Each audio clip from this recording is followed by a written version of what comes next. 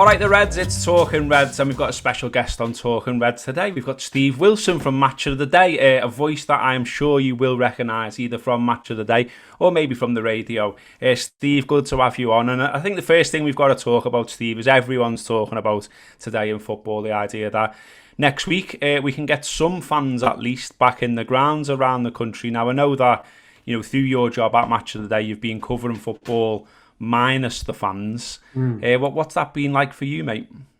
Really, really weird. I mean, I suppose like anything, it's something that it shows actually how quickly you can get used to almost anything. But yeah, I mean, very, very strange. And I think it's shown, to be honest with you, in the football, I think I've noticed, that, particularly perhaps at the back end of last season, there'd be, I don't know, like a sort of big goalmouth melee or something, ball hits the inside of the post, hits a defender, goes behind for a corner or something. And you'd get the striker and the defender kind of having a bit of a smile and a laugh about it. It's just felt slightly like a training game, really. And I think it has. It's been a great credit to the clubs and the players that it's been nearly the real deal, but it really hasn't been. The football has just lacked a little bit of intensity quite often, I think. And just from a personal perspective, Gareth, we actually have the option of having those sound effects in our headphones. So I choose to have them because I just tend to. I think it helps you commentate in a more normal way. So for 90 minutes, I've kind of got this noise going in my head, and even though the stands are empty, it kind of sounds normal. And then obviously at the end of the game, you take the headphones off, and it's just like silence around you. And yeah, really, I mean, let's say that I'm very, very lucky to have been able to get into grounds. Obviously, I mean that's been huge. It's been great to be able to do that. So I appreciate how lucky I've been to be able to do that. But it has been a really strange experience, and it will continue to be because, if you go into the Tottenham Hotspur Stadium and there's only 3,000 or 4,000 people allowed in, that might actually be almost weirder than having nobody in, because and how do the clubs decide who's coming in and who isn't? There's a lot of questions. There's a lot of questions, really, isn't there, Steve? Really difficult. Really hard. Yeah, I mean, can't come soon enough. We're still sort of all digesting, I think, how it's going to work. And as you say, straight away, as soon as you hear it, it produces lots of questions like who gets to go in, how are you going to decide? Will it be people, a club like Liverpool, there's people that come from all over the world to watch Liverpool. Will that be allowed? Will it be only the El Postcode? How the hell are they going to do it? And and almost whatever they do, you imagine they're going to come in for criticism. But before all that, we've got to see what tiers everyone ends up in, because if Liverpool, for instance, is still in tier 3, then that would mean no fans. Tier 2 is 2,000 fans, and tier 1 is 4,000 fans. Now, we're going to come on to talk about Tranmere, Steve, because I know you're close to your heart and everything, but do you think it's right or seems to make sense that, for instance, Liverpool, Anfield with a 54,000 capacity could have 2,000 people in it, and so could Prenton Park? It's sort of just this one blanket rule for every football stadium. Well, it does, I think I'm not exactly sure what the thought process is behind that. It does seem to me that it would make more sense to have a sort of a percentage going on, so if you're in tier 2, you can have 10% of capacity or whatever the science says. We've got to follow the science. So it does seem a bit strange. Having said that, what felt really strange as well, Gareth, is I live in West Sussex, and I went to my local club were in the FA Cup first qualifying round, and because they were I think they're tier 7, they were allowed supporters, and it was quite a big game. We're home to Kingstonian, Horsham Football Club at home to Kingstonian. There must have been 400 or 500 people there, and it's a tiny little new stadium. It's quite nice, but it's very small. And, there wasn't a lot of social distancing going on because to be honest, you couldn't. I mean, it's great. I absolutely enjoyed it. To be honest with you, it's probably the most enjoyable 90 minutes I've had in a football ground all season, because there were fans there. But Yeah. it didn't seem to make a lot of sense.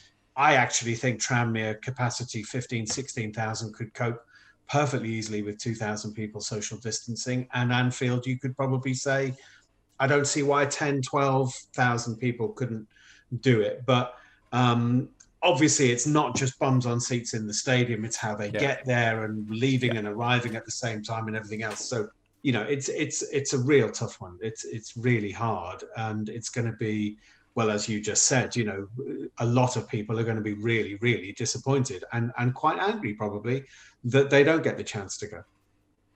What do you mean you feel as well, Steve? From obviously you speak to players and managers and the rest of it as part of your role as well. What as your vibe from them being as well that they're finding all this very strange too?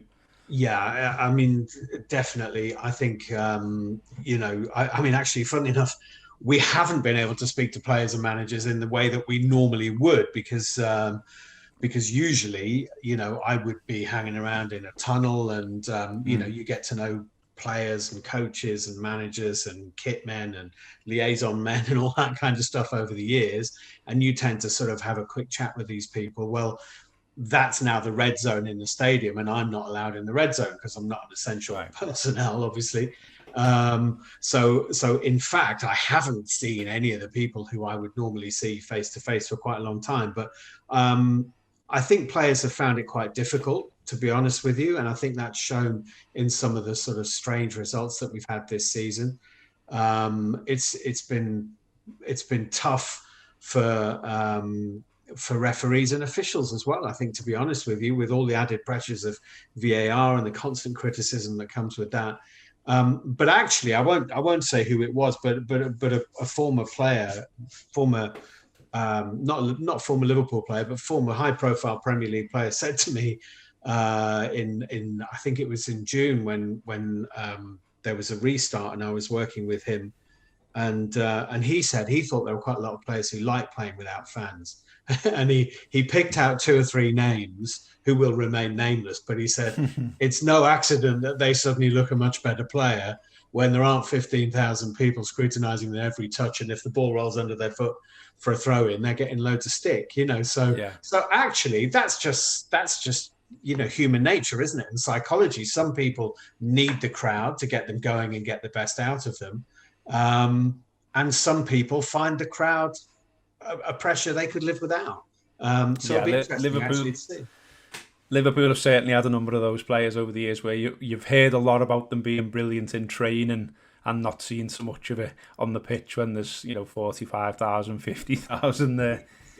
Well, exactly, and yet on the other hand, if you think about two of the great Premier League players, I suppose, over the years, how would Luis Suarez? I mean, obviously we can go to Atletico Madrid and see him, but I think Luis Suarez would be a, a better player with 50,000 people in the stadium than he would Yeah. be with nobody in the stadium. And I think you could say the same about, Eric Cantona would be the absolute sort of, the prime example. Can you imagine Eric Cantona with all the pantomime gestures and all that Yeah. when there's no one in the ground? What's the point? But so your job then, Steve, I'm sure by now people are going, oh, I know this voice. I hear this voice a lot.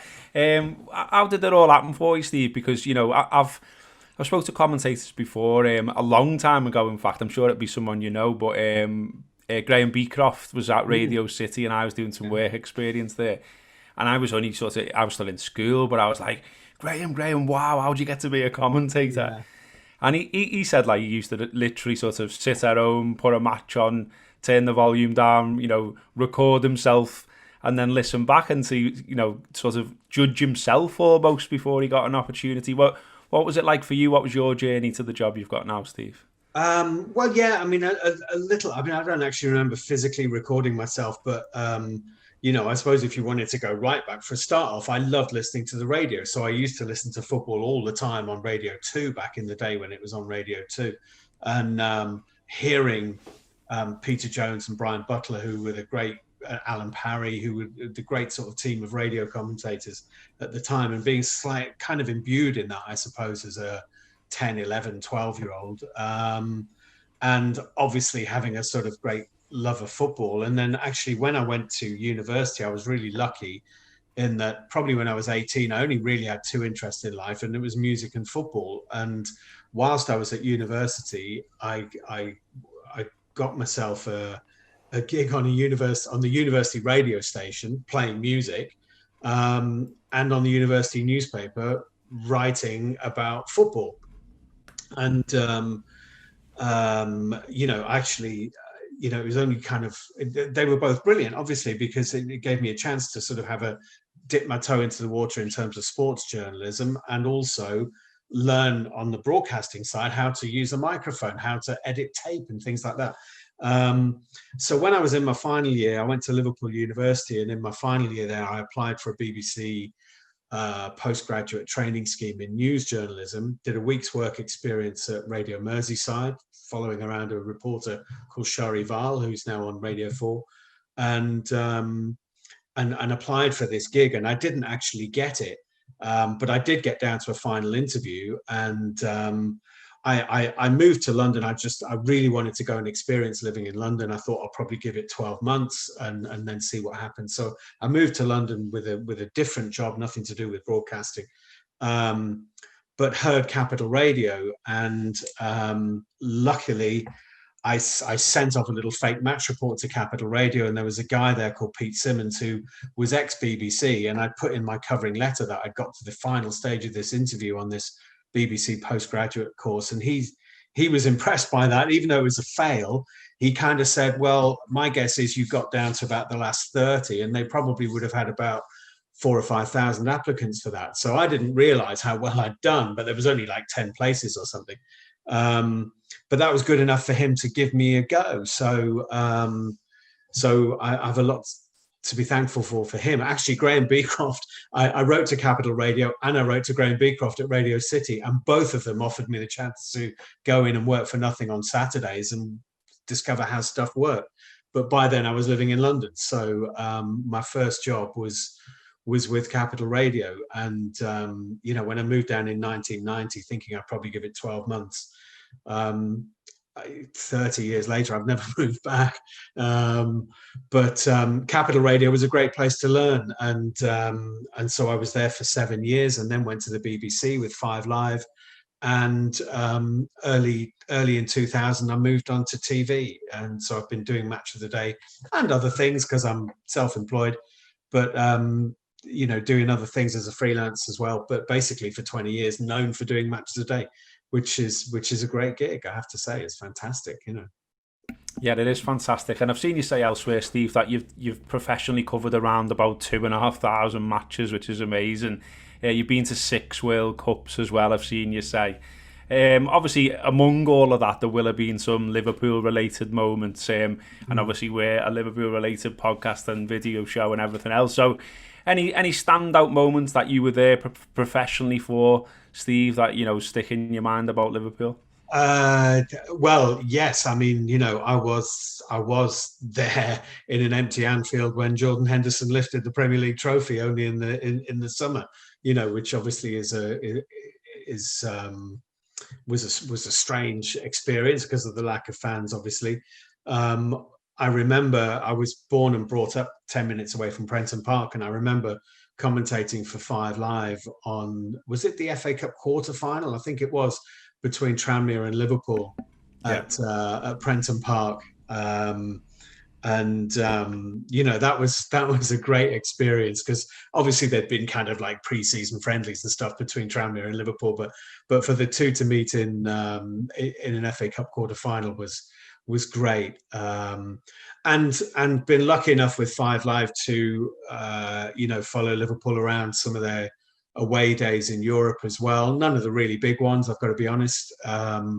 But because I'd moved on to TV by 2005, and unfortunately BBC TV don't have the Champions League, so that's counted me out of that. But I've been to Porto, I've been to Bucharest, and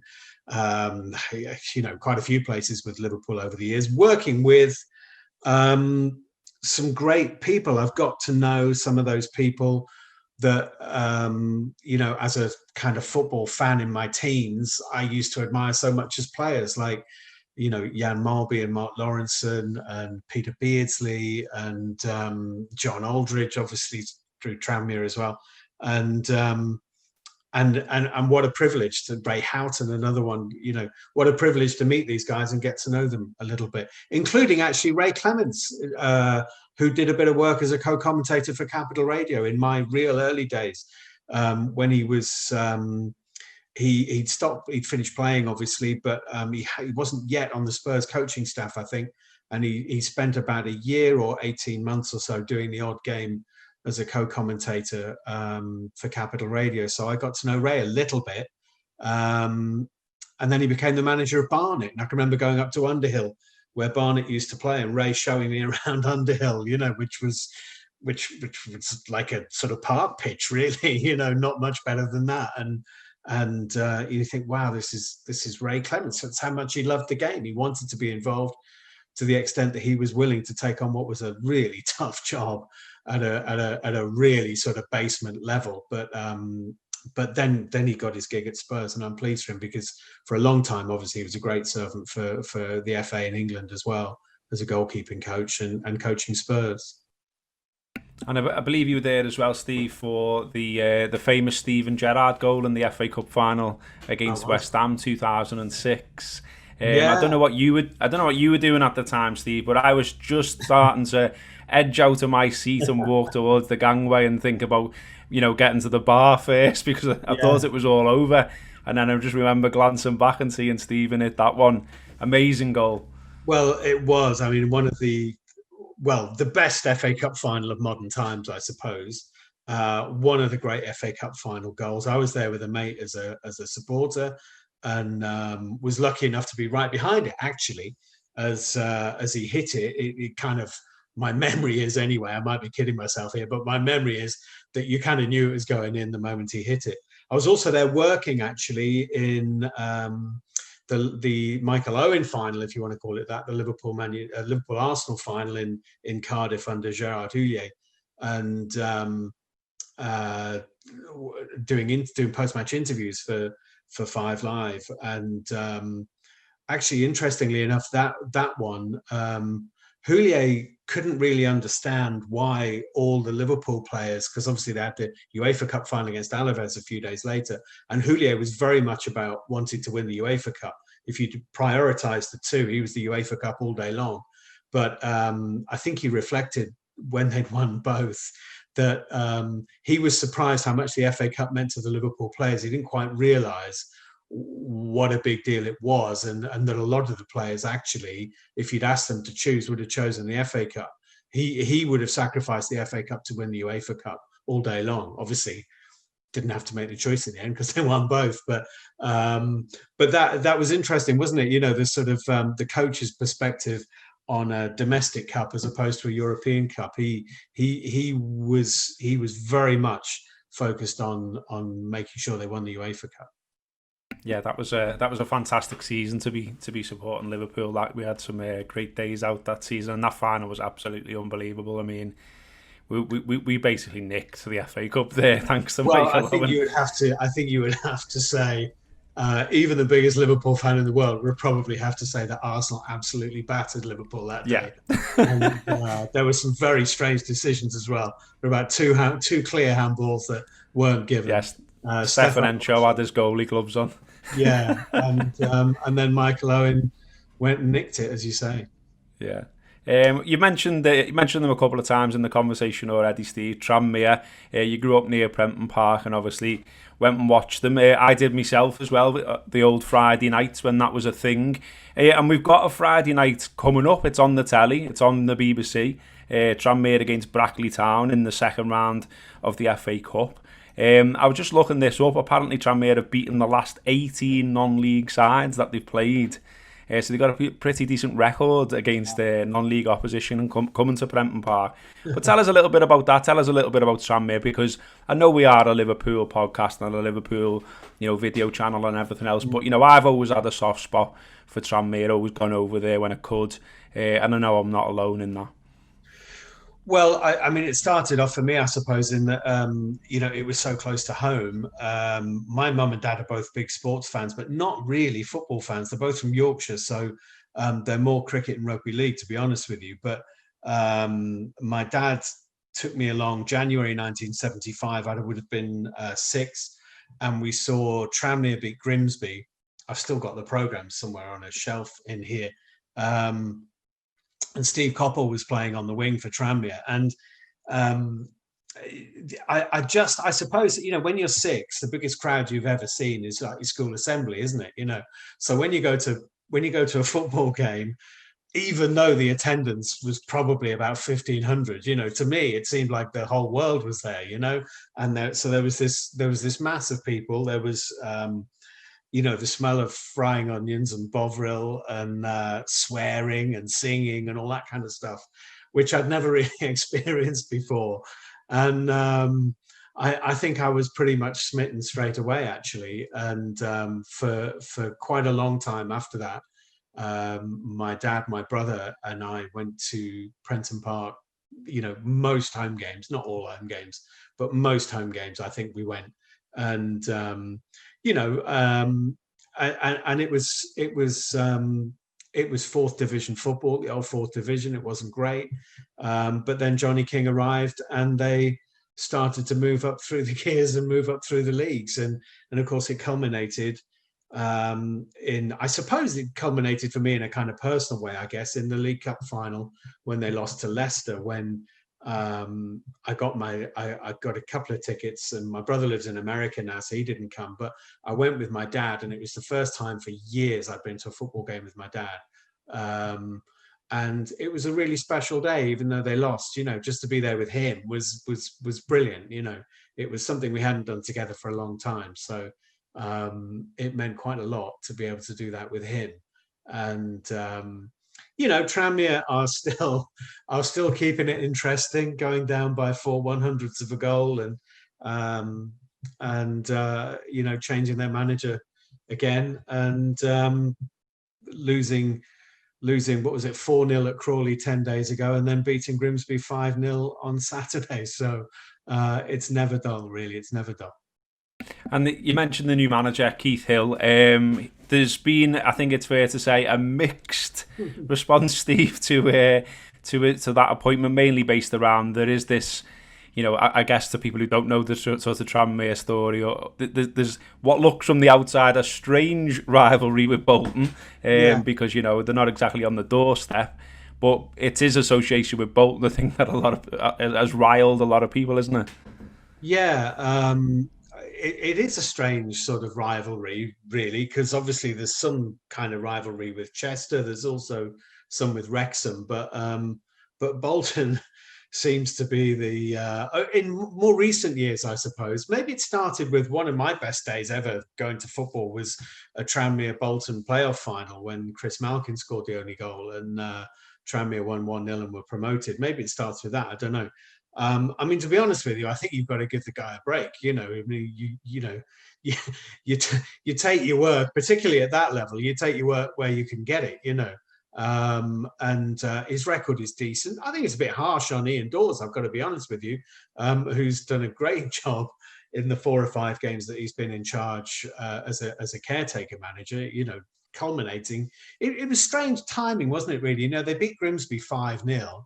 And then, an hour after the end of the game, they say that they've appointed Keith Hill as a manager, which obviously the deal was done before the game, but the juxtaposition of those two things seems slightly strange. I mean, you've got to back the guy. It doesn't matter for me. It doesn't matter who he's worked for particularly. You just hope that he can get Tranmere's season going and build on the platform that Ian Dawes and Andy Parkinson have given him, because they've turned it around. And fingers crossed that they can get themselves back up into League One, because I firmly believe that Tranmere are a club which can operate somewhere mid-table in League One, and that's where I'd like them to be. I think if they're above that, they're punching above their weight. If they're below it, then it's a bit depressing.